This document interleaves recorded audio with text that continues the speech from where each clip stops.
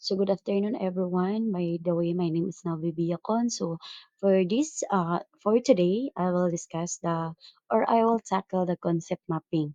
So what is a concept mapping? So, a concept mapping is a visual tool used to organize and represent knowledge or ideas. So, it consists of nodes, usually circle or rectangles, that are represent concepts and connecting lines or arrows that shows relationship between those concepts. So, the relationship are typically labeled to clarify how concepts are related. So, a concept map, no, or a conceptual diagram is a diagram that depicts suggested the relationship between a concept. So a concept maps may be used by instructional designers, engineers, technical writers, and others to organize and structure the knowledge.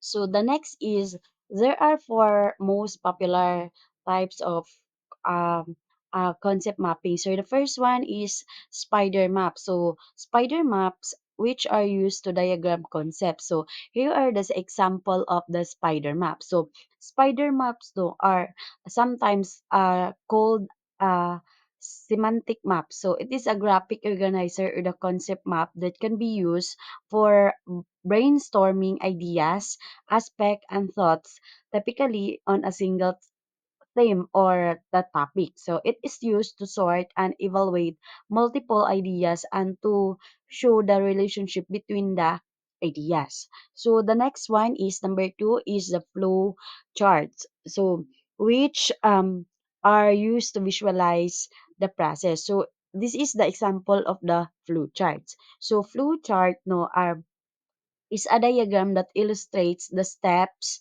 the sequences, and the decision of a process or the workflow. So, while there are many different types of a flow chart, a basic flow chart is the simplest form of a process map. So, the third one is the hierarchy maps, which are used to visualize organization. So, this is the example of the hierarchy maps. Hierarchy maps no um hierarchy maps no also known as a pecking order or power structure. So hierarchy is a formalized or simply implied understanding of who's on the top or what's most important. So the next one, the fourth one is the system maps. So the system maps no which are used to visualize the system. So this is the system maps. So a system maps no show the components and boundary of a system in time. So a system map is effectively also a list of components. And the next one is there are four, I think, or nine concept maps are useful. So first one is the clarifying and organizing information. So they help break down component topics into manageable parts and show how those parts connect. So clarifying and organizing information no this involves simplifying the complex ideas by breaking them into a smaller and understandable parts and show how they are connected. So it helps also to so many people or the people see the relationship between the different aspects of a topic, making it easier to understand and remember. The next one is number two, problem solving. So they can be used to visually map out solution or ideas that need attention. So problem solving no by visually mapping out potential solution, challenges and opportunities. So you can identify the areas that need attention. So this approach promotes the systematic thinking and helps in developing effective solution to the problems.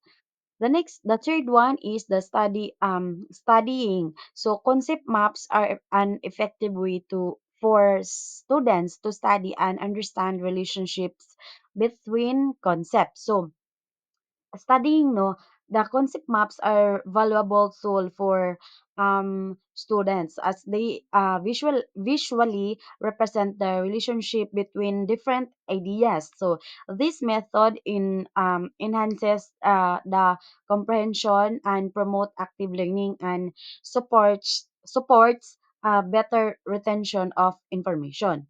So um next one is the uh, here are the um, some steps for creating a concept map. So number one is the identify the main topic uh, or a core concepts. Number two, brainstorm everything you know about the topic.